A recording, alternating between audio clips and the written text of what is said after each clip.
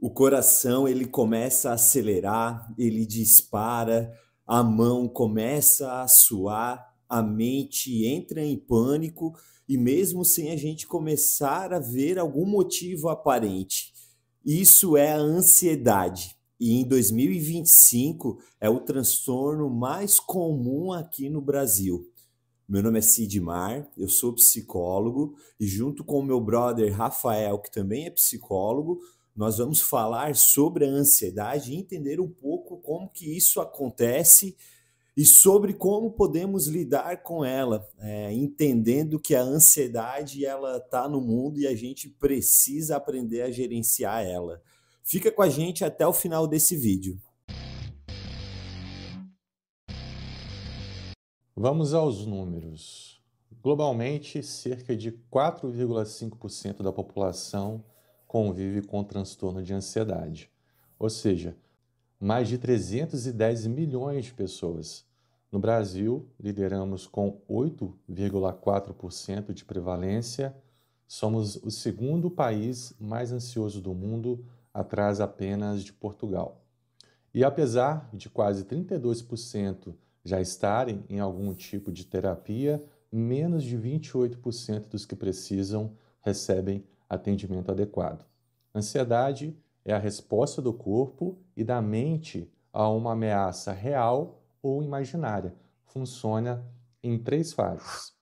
O alerta fisiológico, o cérebro aciona o sistema nervoso simpático, o coração acelera, a respiração fica rápida, as mãos suam e os músculos tensionam. Tem a experiência psicológica, surge um pensamento de perigo, e se algo der errado? Seguido por preocupação, medo e sentimento de urgência. E o ciclo de reforço, a interpretação de sensações físicas como sinais de perigo. Alimenta mais ansiedade, criando um loop que muitas vezes dispara sem uma causa externa. Em até 2 minutos, esses sinais podem escalar de um leve desconforto a uma pequena crise.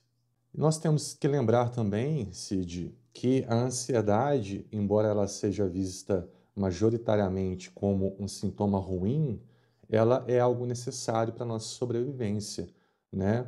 Como nós interpretaríamos uma ameaça real sem a ansiedade? Então, a ansiedade é uma preparação para uma situação de risco. Antigamente, na selva, quando a gente lidava com um predador, com um leão, ou um tipo de ameaça iminente à vida, a gente tinha que preparar o nosso corpo para algum tipo de reação imediata. Então, não dava da gente raciocinar, pensar e planejar a tempo. A gente tinha que ter uma preparação imediata. Então, a ansiedade é isso. É uma preparação imediata para uma situação de risco. Então, ela é também uma coisa boa para a gente. A gente não tem que eliminar a ansiedade, a gente tem que aprender quando é que ela está prejudicando a gente, né? Antes de continuar o vídeo, deixa aquele like de confiança, se inscreva no canal, a gente tem muito conteúdo interessante para falar com vocês. Então, aperta o botão no like aí e se inscreve no canal e vamos continuar o vídeo. E Rafa, a importância da gente entender essa ansiedade que ela vai acontecer em um momento ou outro a gente vai sentir ela e não sempre vai ser de uma maneira negativa. Eu sempre digo dentro do consultório aos meus pacientes que a gente precisa entender quais são os gatilhos emocionais que disparam esse ciclo de ansiedade. É algo de segundos, né? E aí pode ser um cheiro, pode ser uma lembrança de algum ambiente, alguma música também pode estar te trazendo à tona esses gatilhos. Então, quando a gente passa por essas situações, a mente ela começa a fugir, né, para antecipação de futuro. A ansiedade, entendemos que é uma antecipação de futuro na nossa mente. A situação ela nem aconteceu, mas a gente já está imaginando como ela vai acontecer. E esse imaginar, ele acaba disparando esses sintomas físicos e emocionais. Um dos sintomas mais comuns que a gente tem frente à ansiedade é esse coração disparar em momentos de crise e a pessoa achar que está tendo um ataque do coração. É algo tão intenso que a pessoa acredita que ela vai morrer. E aí é nesse momento que a gente precisa trabalhar uma respiração, alguma técnica que vai tirar a pessoa daquele momento da crise. E aí, para isso, a gente tem algumas técnicas que funcionam bem para esse momento. E uma delas eu gostaria de estar passando aqui para vocês entenderem também e poderem aplicar quando sentir a necessidade. Dá para auto-aplicar e dá também para ajudar alguma pessoa que está passando pela crise. Então vai funcionar da seguinte maneira. Quando a gente começar a perceber, né, que aí o pensamento está acelerado, que a gente começa a ter essa palpitação no coração, que a respiração fica ofegante, é um sinal de que vai acontecer uma crise. Então, naquele momento, a gente começa a trabalhar a técnica de respiração. Como é que a gente vai fazer? A gente vai tentar sair daquele ambiente que a gente está, se afastar um pouco daquele ambiente, se possível, sentar de uma maneira confortável e começar a puxar o ar com o nariz, contando na sua cabeça 4 segundos, prendendo a respiração e depois soltando o ar pela boca, né? Então a gente vai fazer junto uma vez para ficar bem prático mesmo essa técnica. E aí eu vou dizer, tá? Tenho muito feedback do quanto que essa técnica ajuda naquele momento e eu já vou estar explicando o porquê que ela acaba sendo eficaz. Então, a técnica, a gente vai puxar o ar, vai segurar ele por 4 segundos e vai soltar Vou ele bem fazer aqui junto, profundamente vamos também. lá. Vamos lá, então. Isso, vamos lá, Rafa. A gente puxa o ar então com o nariz.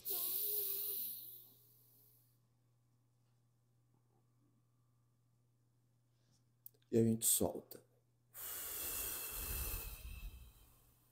Solta todo o ar e sempre focando nesse momento presente, focando nessa respiração. Vamos fazer mais uma vez, então, puxando o ar, segurando e depois soltando.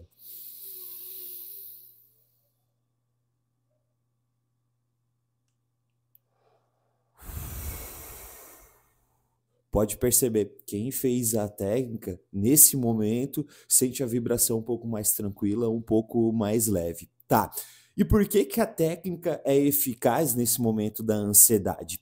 Se a gente entende que a ansiedade ela é uma antecipação de futuro, quando a gente está fazendo a técnica de respiração, a gente está concentrado nesse momento presente. Por isso que não é só respirar de qualquer jeito, fazer a técnica de qualquer jeito. Quando a gente, por exemplo, senta e foca em como a gente vai fazer essa ação no momento presente, a nossa mente ela está conectada a isso. Então, ela para com esse gatilho que está afetando, ela para com essa antecipação de futuro. Por isso a importância da gente fazer as coisas concentradas, né, voltadas para nós nesse momento. Legal, Cid. Uma coisa que eu queria falar é que nós estamos em 2025, né? E o panorama global mostra uma combinação de fatores que mantém a ansiedade alta em todo o mundo.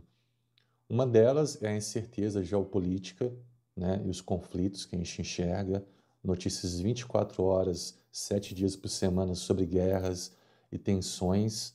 Isso eleva o nosso estado de alerta coletivo. Crises climáticas, eventos extremos e projeções assustadoras geram o que chamamos de ecoansiedade. Tem também o excesso de informação, redes sociais e aplicativos empurram notícias e opiniões sem filtros, sobrecarregando nossa capacidade de processar. Vidas hiperconectadas, trabalho remoto, notificações constantes e falta de delimitação entre vida pessoal e profissional. Mas existem caminhos para a gente gerenciar essa ansiedade. A prática regular de exercícios, né? A gente conhece muito bem a importância disso, dedicar pelo menos 30 minutos ao dia de atividades físicas. Isso libera endorfinas e reduz o estresse acumulado, além de outros benefícios. a limitação também de conexões digitais, estabelecer horários sem o celular para reduzir a sobrecarga de informações e diminuir a ansiedade, o autocuidado diário, dormir bem, se alimentar bem de forma equilibrada, e também a importância de praticar um hobby criativo para criar uma rotina de proteção mental. Pessoal, então quando a gente fala sobre a ansiedade, a gente precisa normalizar essa situação. A gente precisa aprender a gerenciar a nossa ansiedade. Como o Rafa falou, a ansiedade aí está no mundo, está nas relações, está na tecnologia, está nesse acesso às informações, na velocidade de como as coisas chegam. Então, a ansiedade, ela sempre vai estar ali. A gente precisa desse autocuidado, de se priorizar nas situações, entender os gatilhos e entender de que maneira que está a nossa relação com o mundo. Então, a gente precisa buscar ajuda. Quando entender a necessidade, não é vergonha, não é mal nenhum levantar a mão e pedir ajuda, buscar apoio de um profissional. Que esse vídeo ele seja um empurrão talvez que faltava para você dar o próximo passo. Então, se você se identificou, eu vou te pedir para curtir, para compartilhar esse vídeo, para se inscrever no nosso canal e também deixar um comentário sobre a sua experiência com a ansiedade. Aplique a técnica e depois nos conte aqui nesse vídeo como é que foi para você. Se conseguiu, de fato, ficar um pouco mais tranquilo e entender esse processo da ansiedade. Bom, então era isso que a gente tinha preparado para esse vídeo e até mais. Até mais, pessoal. Até o próximo vídeo. Valeu!